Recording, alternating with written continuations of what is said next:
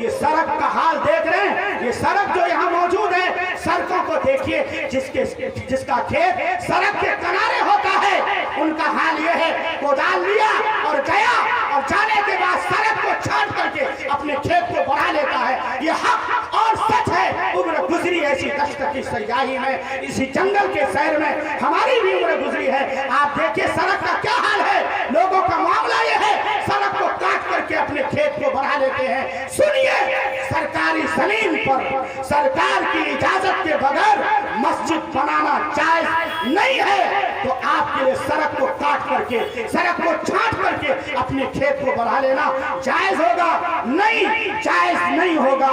اے لوگوں، سڑک کو چھانٹنے سے، سڑک کو کاٹ کر کے اپنے کھیت کو بڑھانے سے باز آ جائیے۔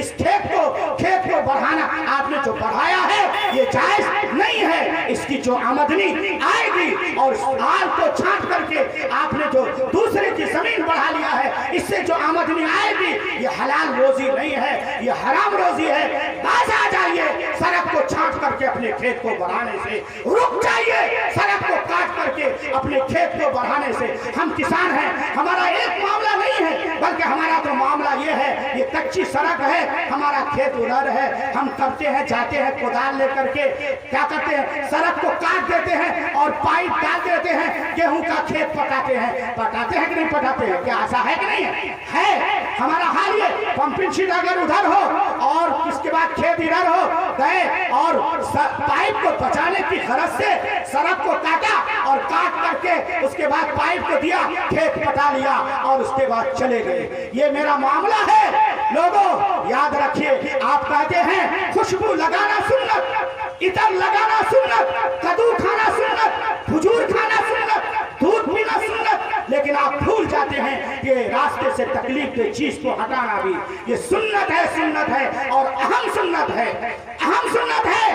اگر آپ نے سڑک کو کاٹ کر کے چھوڑ دیا، راستہ چلنے والا چلا اور چلنے کے بعد اس گڈھے میں جا کر کے ٹکراتا ہے اور گر جاتا ہے، یاد رکھیں اگر اس کی موت ہو جاتی ہے، میں مفتی ہونے کی حیثیت سے کہوں گا اس کے قاتل اور مجرم آپ ہوں گے اور ہم ہوں گے، جس نے سڑک کو کاٹ کر کے کھیت کو پٹا تو لیا لیکن اس کے بعد سڑک کو بھرا نہیں، اس کے قاتل اور مجرم آپ ہوں گے۔ کل قیامت کے دن مسلمان کو ہلاک کرنے کا آپ کو حساب دینا ہوگا۔ اگر اس کا پیر ٹوٹ جاتا ہے تو پھر اس کا حساب آپ سے لیا جائے گا، ہم سے لیا جائے گا۔ اس لیے کھیت پٹانے والے شوق سے کھیت پٹائیں، لیکن راستے سے تکلیف کو دور کریں۔ اللہ کے رسول صلی اللہ علیہ وسلم کی حدیث موجود ہے کہ اللہ کے رسول صلی اللہ علیہ وسلم نے فرمایا ہے، وہ یہ فرمایا ہے، راستے سے تکلیف دہ چیز کو ہٹانا یہ ادنا ایمان ہے۔ مسلمانوں کا معاملہ یہ ہے، اس مسلمان پر ٹھوکر تباہی نہیں آئے گی، وہ مسلمان ٹھوکر پریشان نہیں ہوگا، وہ مسلمان ٹھوکر ہلاک نہیں ہوگا جو صرف محمد رسول اللہ صلی اللہ علیہ وسلم کے امتی ہونے کا دعوے دار تو ہے، محمد رسول اللہ صلی اللہ علیہ وسلم کی سنت کا دعوے دار تو ہے، لیکن محمد رسول اللہ صلی اللہ علیہ وسلم کی سنت کا جنازہ اپنے ہاتھوں سے اٹھا رہا ہے، ہاتھوں سے نکال رہا ہے، وہ امت ٹھوکر تباہ نہیں ہوگی۔ اس لیے سڑک کو کاٹ کر کے اپنے کھیت کو پٹانے والے باز آ جائیے، سڑکوں کو کاٹنے سے باز آ جائیے اور دوسرے کی زمین غصب کرنے سے باز آ جائیے۔ ہمارا ایک ہی عمل نہیں ہے، ہمارا عمل یہ ہے کہ ہمارا عمل، یہ نوجوان جو بچے ہیں کیا کرتا ہے، سانپ کو مارا اور مارنے کے بعد اس کو ڈال دیتا، کہاں ڈالتا بولے؟ سڑک پہ۔ کیا سچ نہیں؟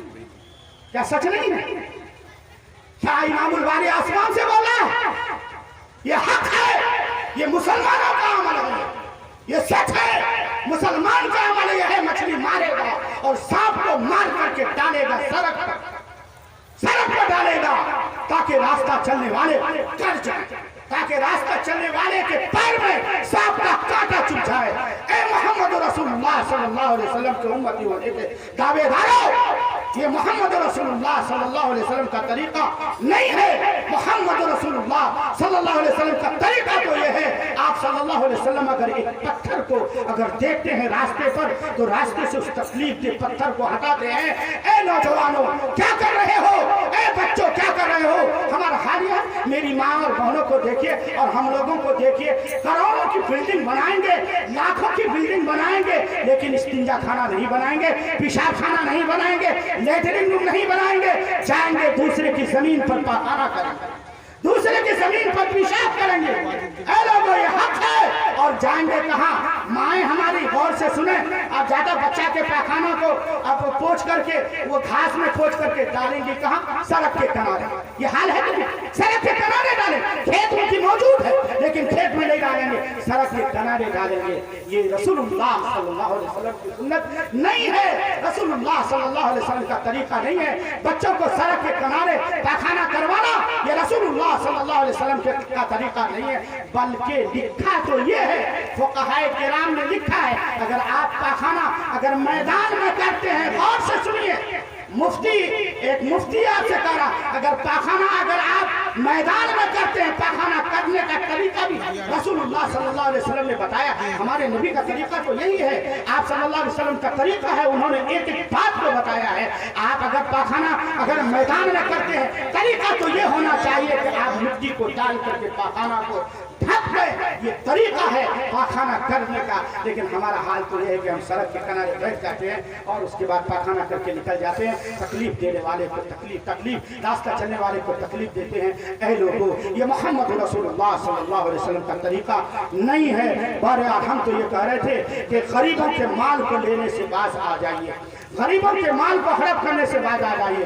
بھائی کا اگر حق ہے تو بھائی کے حق کو ادا کیجیے۔ اگر ایک بھائی طاقتور ہے، دوسرا بھائی اگر کمزور ہے، طاقتور بھائی کل یاد رکھیے اگر اس دنیا کے اندر اگر اپنے طاقت کے بلبوتے پر ایک غریب ایک کمزور بھائی کو اگر آپ نے ستایا ہے، کان کھول کر کے سنیے، اس بات کو ضرور سنیے، اگر آپ نے اس دنیا کے اندر اگر آپ نے طاقت کے بلبوتے پر اپنے غریب بھائی کی زمین کو لے لیا ہے اور وہ غریب بھائی کمزور بھائی آپ سے لڑنے کی صلاحیت نہیں رکھتا ہے، یاد رکھیے کل عدالت ہوگی۔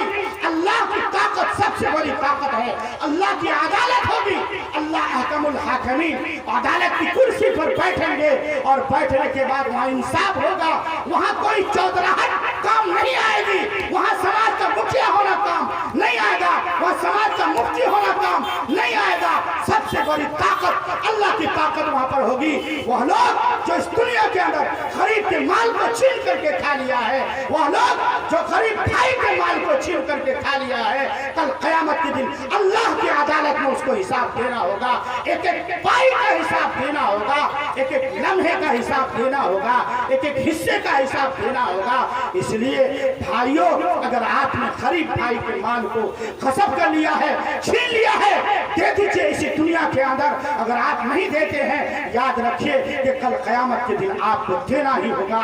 واقعہ موجود ہے، اصفہان کا ایک واقعہ موجود ہے۔ حکم بن عبد الرحمن ایک بہت بڑا بادشاہ تھا۔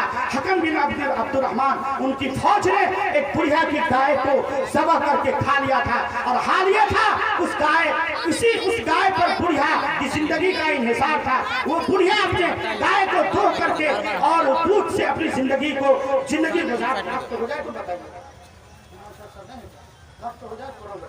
گائے سے اپنی زندگی کو گزارتا تھا، گائے کو دودھ سے گزارتا تھا۔ حکم بن عبد الرحمن کے فوج نے اس کو کیا کیا؟ اس کو یہ کیا کہ اس کو ذبح کر کے کھا گیا۔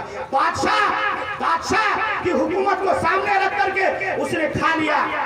اصفہان کے پل پر وہ بڑھی آ جاتی ہے اور معلوم ہوتا ہے ادھر سے بادشاہ گزرے گا، وہ جاتی ہے اور وہیں پر بیٹھ جاتی ہے۔ کان کھول کر کے سنیے لوگوں کے مال کو ہڑپنے والے غور سے سنیے، لوگوں کے مالوں کو غصب کرنے والے غور سے سنیے۔ وہ بڑھیا جاتی ہے اور جانے کے بعد پل پر کھڑی ہو جاتی ہے، اور اس کے بعد جب بادشاہ ادھر سے آتا ہے وہ بڑھیا اس گھوڑے کے نکیل کو پکڑ کر کے بادشاہ کو کہتا ہے، بادشاہ کو کہتی ہے، حکم بن عبد الرحمن کو کہتی ہے، بادشاہ اس پل پر حساب دو گے یا پل صراط پر حساب دو گے؟ इस पुल पर, अस्फहान के पुल पर हिसाब दोगे या पुल सरात पर हिसाब दोगे? उन्होंने उनका जुमला सुनना था, वो थर्रा गया। फौरन बादशाह नीचे उतरा और कहा कि मामला क्या है? उन्होंने कहा कि मामला ये है कि तुम्हारी फौज ने हमारी गाय को ज़बह करके खा लिया था और हमारी जिंदगी का हिसाब उसी गाय के दूध पर था, लेकिन तुम्हारी फौज ने उसको काट करके ज़बह करके खा लिया है। बादशाह थर्रा गया और उन्होंने फौज को लानो तान करने के बाद 70 गाय का हुक्म